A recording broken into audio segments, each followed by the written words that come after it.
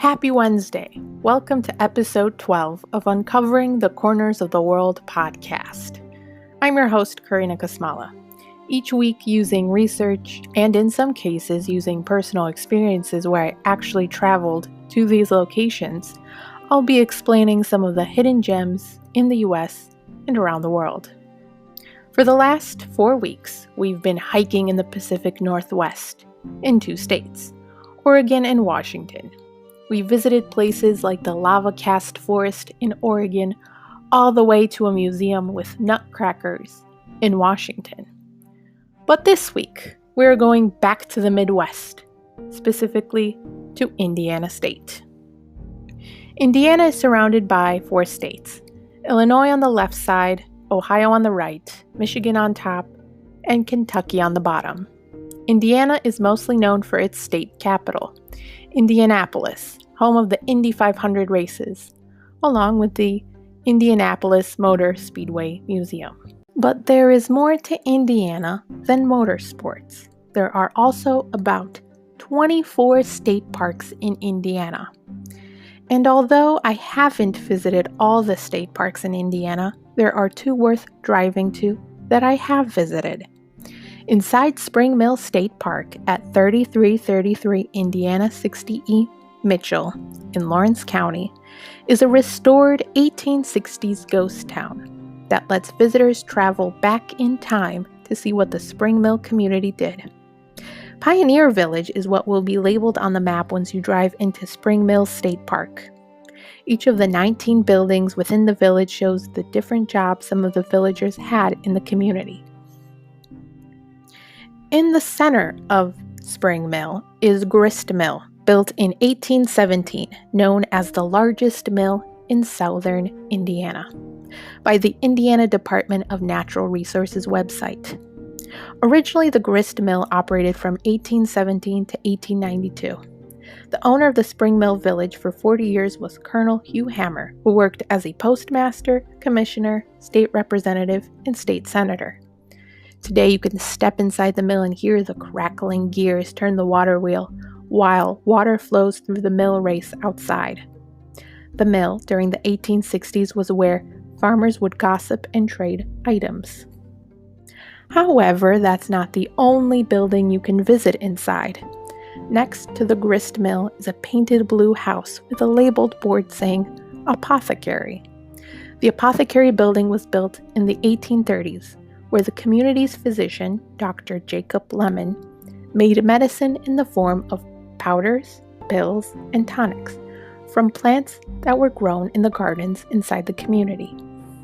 If you go past the mill, there is a distillery and a tavern that were both built in 1824. The distillery made Old Hammer whiskey that was made out of corn and sold in New Orleans. Inside the building, you could witness the equipment used to make whiskey. This was also the time in history that Americans drank more than 5 gallons of distilled spirits per person per year, as mentioned by the informational signs inside the building. The tavern is right next to the distillery, and it was also known as an ordinaries because they did not only serve alcohol, as the modern tavern today might, but also provided travelers with food and lodging. One of the most interesting buildings on the site is labeled Spring House, 1840, located on the right side of the Pioneer Village. With what looks like a building with 3 walls and a roof and only cement slab blocks inside, this once served as a refrigerator for the pioneers.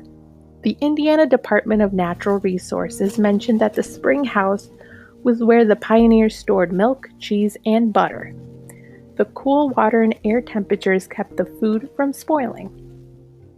Besides Pioneer Village, inside the park, there is also Virgil I. Gus Grimsum Memorial Museum, an astronaut from Indiana, a Hoosier, who was the second American man in space and one of the 7 Mercury astronauts. He was part of the Apollo 1 crew, who died with Ed White and Roger Chaffee, when a fire broke out in the capsule on January 27, 1967.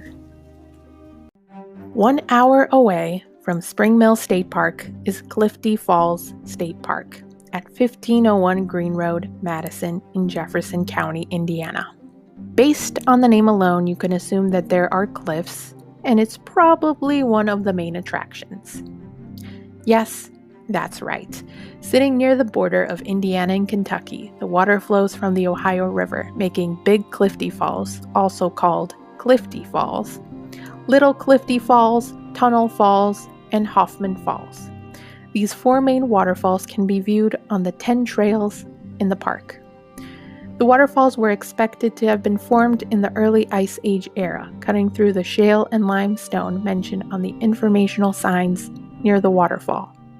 Shale is a type of sedimentary rock that was formed with mud or clay. Supposedly, according to the Great Lakes Waterfall and Beyond website, there is a total of 22 waterfalls inside the park. Not all the trails are rugged to get to the waterfalls. There are stairs for the trails, but I would recommend bringing comfortable shoes either way. Some of the trails bring you up close to the waterfall, while others give you a view from above.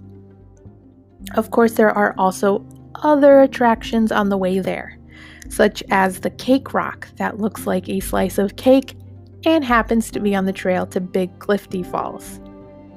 If you happen to be someone who studies mushrooms or someone who just loves them, there are different types of mushrooms, from the large, bright red ones to the small brown ones that can be seen on the trails. Side note, you can't actually take the mushrooms from the parks.